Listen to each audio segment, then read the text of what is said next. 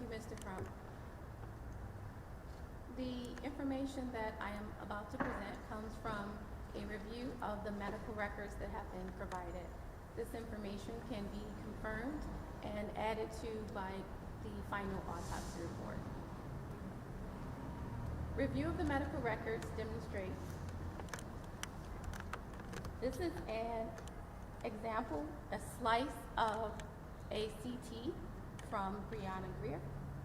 This R on this side represents the right side of the head, and this side represents the left. There was severe neurologic injury, severe blunt force impact to the head demonstrated in the medical records. The first thing I want to point out on this CT image is this area right here.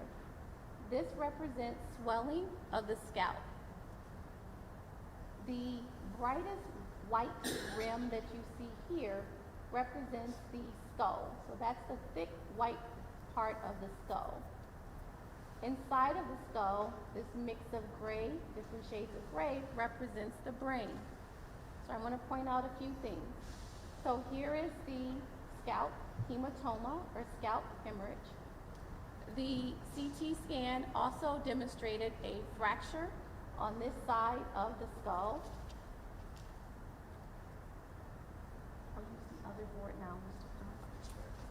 So with the scalp hemorrhage here, a fracture line underneath, this is consistent with an impact to the head at this point.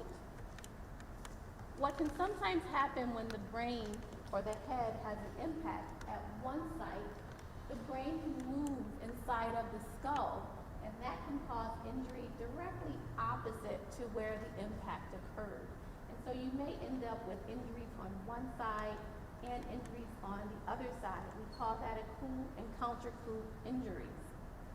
In the case of Brianna Grier, if we have the injury here with the hematoma, the scalp hematoma, and the fracture, if we go directly across, we also see a lighter shade of gray. And this is what was noted as being a large subdural hematoma. And that's blood that is underneath the dura on the right side of the brain.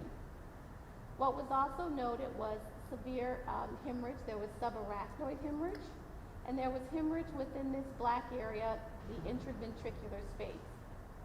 What happens when there's this type of impact to the head is that the brain can start to swell. When the brain starts swelling, we call that cerebral edema. And what can happen is when we have this subdural right here is that the brain is pushed over.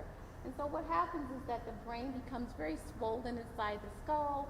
It gets pushed over, compressing a lot of vital structures that ultimately can lead to death.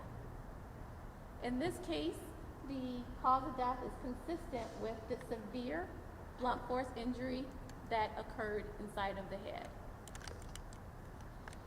Thank you, Dr. Willson. Could you go through your numeric findings technically for the reports?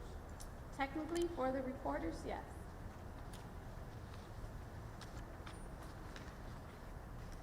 The list of findings that were documented in the medical records include a large left posterior lateral scalp hematoma, an acute left skull base fracture involving the left occipital bone extending to the left jugular foramen, and a fracture of the left parietal bone.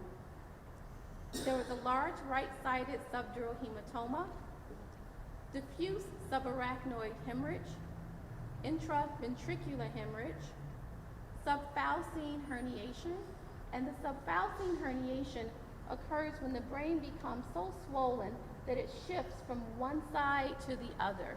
And so a part of the brain that should be on the right side can shift to the left side. And there is severe cerebral edema and compression of the brain structures.